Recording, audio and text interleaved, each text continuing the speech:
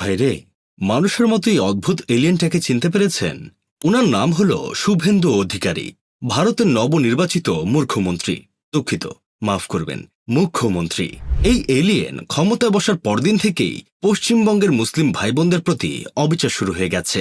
মুসলিমদের দোকানপাট ভাঙচুর, মসজিদের সামনে গান বাজনা করা থেকে শুরু করে সর্বশেষ প্রকাশ্যে কোরবানি দেওয়া নিষেধ করেছে। এখন মুসলিমরা কোরবানি দেওয়ার জন্য কোনো হিন্দুদের থেকে গরু কিনছে না। হাটে হিন্দুরা গরু নিয়ে আসলে মুসলিমরা বলছে, গরু তো আমাদের মাতা হয়, নিজের মাকে হাটে কেন বিক্রি করতে এসেছ?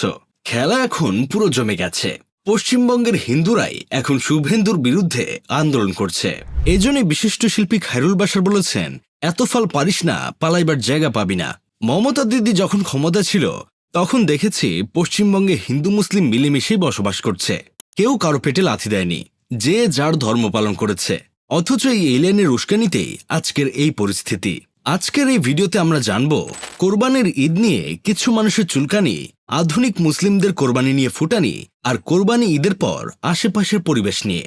ভিডিওটা একটু বড় হতে পারে, তাই হাগামোতার কাজ শেষ করে ভিডিও দেখতে বসে পড়ুন। তো ভিডিও শুরু করা যাক। দুই বাংলা জনপ্রিয় মুখ ও ডজন খানিক অস্কারজয়ী অভিনেত্রী জয়া আহসান বলেছিলেন, ডিমও খেতে পারছি না, মাছও খেতে পারছি না, আমার মনে হয় আমি প্রাণী করছি। আরেক অস্কারজয়ী অভিনেত্রী ভাবনা গত কোরবানির ঈদে ফেসবুকে একটি ছবি শেয়ার করেছিল। ছবিটিতে দেখা যায় একটি ট্রাকে কিছু গরু রয়েছে, একটি গরুর চোখ ছলছল। সেই ছবির ক্যাপশনে ভাবনা লিখেছিলেন, আমার কান্না শব্দ কি শোনা যায় তোমার শহরে? অথচ ভালো করে খোঁজ নিলে জানা যাবে সেই অস্কারজয়ী অভিনেত্রীর প্রিয় খাবার হলো গরুর কালাভুনা।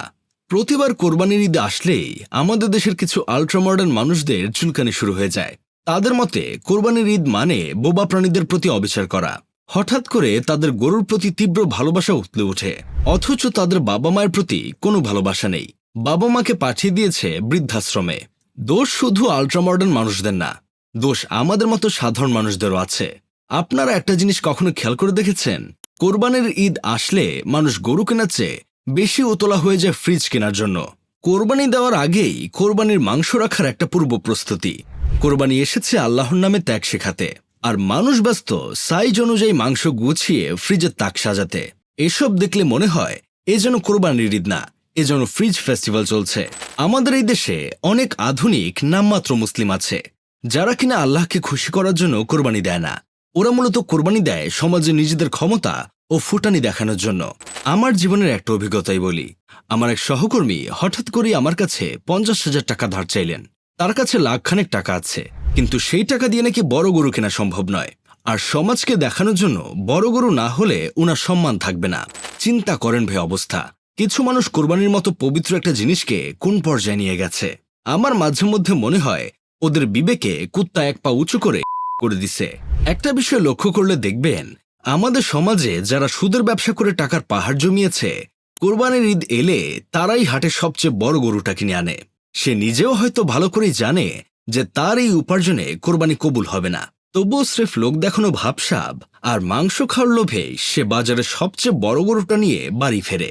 অথচ আল্লাহর রাস্তায় কোরবানি দিতে গেলে প্রতিটি পয়সা হালাল হওয়া জরুরি।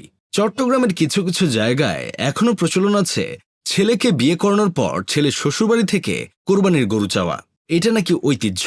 লাখ লাখ টাকা খরচ করে মেয়েকে বিয়ে দিবে, বিয়ের পর মেয়ের শ্বশুরবাড়ির মানুষের মন রক্ষার্থে কোরবানির গরু পাঠাতে হবে। আম কাঁঠালের সিজনে আম কাঁঠাল পাঠাতে হবে, শীতকালে শীতের পিঠা পাঠাতে হবে, রমজান আসলে ইফতারি পাঠাতে হবে, আরো কত যে নিয়ম। মানে মোট কথা হলো মেয়ের বাবার গলায় পা দিয়ে ঐতিহ্যের অজুহাত দেখিয়ে নিজেদের স্বার্থ মিটানো আর কি। আমাদের ধর্মে কোথাও লেখা নেই বড় গরু কোরবানি দিলে কোরবানি কবুল হবে, ছোট গরু কোরবানি দিলে কোরবানি কবুল হবে না। আমাদের ধর্মে কোথাও লেখা নেই ছেলের শ্বশুরবাড়ি থেকে গরু এনে কোরবানি দিতে হবে। এই সকল ফটকা নিয়ম আমরা বানিয়েছি। কথাটা তিতা হলেও সত্য, কোরবানি ঈদটাকে আমরা মাংস খাওয়ার ঈদ বানিয়ে ফেলেছি। আমরা এখন ফেসবুকে মাংসের ছবি আপলোড দিতে বেশি ব্যস্ত, কিন্তু পাশের বাসার মানুষটা মাংস পেয়েছে কিনা সেটা জানা সময় নাই। কোরবানির সবচেয়ে সুন্দর দিকটাই হলো ভাগাভাগি। আত্মীয় স্বজন, গরিব মানুষ, প্রতিবেশী সবাই মিলে খুশি ভাগ করে নেওয়া। অথচ এখন অনেকেই এমনভাবে মাংস জমায় যেন আগামী 10 বছর বাজারে গরুর মাংস পাওয়া যাবে না। ঈদের পর কবজি ডুবিয়ে গরুর মাংস খেয়ে সারাদিন বিছানায় জায়গায় দিয়ে শুয়ে থাকি, অথচ বাহিরের পরিবেশ মেথর পট্টির চেয়েও খারাপ বানিয়ে ফেলি। একটা গান আছে না, বসন্ত বাতাসে সইগ বসন্ত বাতাসে, বন্ধুর বাড়ির ফুলের গন্ধ আমার বাড়ি আসে সইগ বসন্ত বাতাসে। কোরবানির ঈদের পর বন্ধুর বাড়ি থেকে ফুলের গন্ধ আসে না, আসে শুধু বর্জ্যের গন্ধ। অনেকে আবার রাস্তার পাশে এমনভাবে গরুর বর্জ্য ফেলে রাখে যেন সেটা কোনো ঐতিহাসিক স্মৃতিস্তম্ভ। 2 দিন পরও দেখা যায় মাছি ভনভন করছে, মানুষ নাক চেপে হাঁটছে।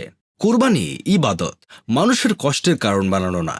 বাঙালি যতটা যত্ন সহকারে গরুর মাংস আর গরুর বট পরিষ্কার করে রান্না করে, ততটা যত্ন সহকারে কোরবানির পর গরুর বর্জ্য যদি পরিষ্কার করত, তাহলে বন্ধুর বাড়ি থেকে দুর্গন্ধ না, ফুলের সুবাস আসত।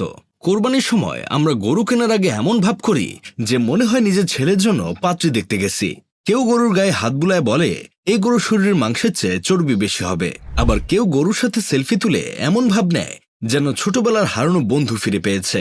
কিন্তু কোরবানি শেষ হওয়ার পর সেই একই মানুষ রাস্তার উপর নারী ভুরি বর্জ্য ফেলে রেখে এমনভাবে বাসায় ঢুকে যায় যেন এগুলো পরিষ্কার করার দায়িত্ব জাতিসংঘের। কোরবানি শুধু মাংস খাওয়ার উৎসব না, কোরবানি মানে ত্যাগ, পরিচ্ছন্নতা, ভাগাভাগি আর দায়িত্ববোধ। শুধু গরু কোরবানি করলেই দায়িত্ব শেষ হয় না।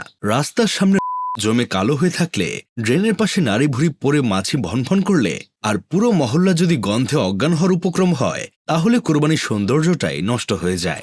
এইসব দেখে আমার বন্ধু কেরামত বলতেছে, গত বছর কোরবানির ঈদের পরের দিন 20 টাকার কাঁচামরিচ কিনতে বাসা থেকে বের হয়েছিলাম। আমার এক্স গার্লফ্রেন্ড সাদিয়াদের বাড়ি থেকে কি যে বিশ্রী গন্ধ আসছিল, মনে হচ্ছিল এই গন্ধটা একটা পারফিউমের বোতলে ভরে সাদিয়াকে গিফট করি। অথচ কয়েকদিন আগেও এই বাড়ির সামনে দিয়ে হেঁটে গেলে শিউলি ফুলের ঘ্রাণ ভেসে আসত। গত বছরের মতো এই ঘটনা যদি পুনরায় আবার ঘটে, তাহলে মেথর ভাড়া করে গু এনে সাদিয়াদের খাটে নিচে রেখে আসব। তখন বুঝবে আশেপাশে মানুষদের কষ্ট দেওয়ার জ্বালা। একটা সময় আমাদের দেশে ঈদুল আজহার পর দেখা যেত যাদের বাড়িতে কোরবানি দেওয়া হয়নি তাদের বাড়িতেও কিছু না কিছু গোশত হয়েছে। মানুষ তখন আত্মীয় স্বজন পাড়া প্রতিবেশীদের মধ্যে বন্টন করতেন, যা এখন শহরায়নের প্রভাবে অনেকাংশে কমে গিয়েছে। তবে এখন দেখা যায় অন্য দৃশ্য। কুরবানির পরপরই ঢাকা এবং অন্যান্য শহরাঞ্চলে কিছু মানুষ বাড়ি বাড়ি ঘুরে গোশত সংগ্রহ করে এবং এর প্রায় সবটাই বিকালে এবং রাতে বিক্রি করে দেয় বিভিন্ন হোটেল এবং রেস্টুরেন্ট মালিকদের কাছে। আমরা বাঙালিরা জীবনে কিছু পারি আর না পারি, মাগার ভিক্ষা জিনিসটা ঠিকই পারি। কুরবানির গোশতকে কেন্দ্র করে পেশাদার ভিক্ষাবৃত্তি বন্ধ করা উচিত। যাই হোক, শেষমেশ আমি গোলাম হোসেন একটা কাজের কথা কই। শহরে যারা রাস্তার উপর কোরবানি দেন, তারা কোরবানি শেষে একটু বেশি করে পানি ঢেলে রাস্তাঘাট পরিষ্কার করে ফেলবেন। সিটি কর্পোরেশনের পরিচ্ছন্ন কর্মীদের ভরসায় বসে থাকবেন না। তারা মানুষ, কোনো মেশিন না। পুরো শহরের সব ময়লা পরিষ্কার করা তাদের জন্য কঠিন। আমাদের উচিত কোরবানি শেষ হওয়ার সাথে সাথেই বর্জ্য নারী ভুঁড়ি পরিষ্কার করা, ব্লিচিং পাউডার বা জীবাণুনাশক ছিটানো, ড্রেন বন্ধ হয়ে যায় এমনভাবে বর্জ্য ফেলে না রাখা, কারণ এই ময়লা থেকে দুর্গন্ধ ছড়ায়, রোগ ছড়ায়, পরিবেশ নষ্ট হয়। আত্মীয় স্বজন পাড়া প্রতিবেশী সবাই কোরবানির মাংস পেয়েছে কিনা সে বিষয়ে খোঁজ নেওয়া, কারণ কোরবানির আনন্দ তখনই সুন্দর হয় যখন সেটা শুধু নিজের ফ্রিজে সীমাবদ্ধ না থেকে চারপাশের মানুষদের মাঝেও ছড়িয়ে পড়ে। গরু কেনার সময় যেমন যত্ন করেন, কোরবানির পর পরিষ্কার পরিচ্ছন্নতার সময়ও সেই একই দায়িত্বশীল হন, যেন কোরবানির ঈদের পর বন্ধুর বাড়ি থেকে বর্জ্যের গন্ধ না, আবারও শিউলি ফুলের সুবাস ভেসে আসে। কুরবানি ঈদের পর আপনার এলাকার পরিবেশ কেমন থাকে সেটা চাইলে আমাদের কমেন্টে জানাতে পারেন। আর আমাদের চ্যানেলে নতুন হয়ে থাকলে সাবস্ক্রাইব করে বেল আইকনটি টিপুন, যাতে পরবর্তী ভিডিওটি আপনার মিস না হয়। ধন্যবাদ আমাদের সাথে থাকার জন্য। দেখা হবে পরের ভিডিওতে।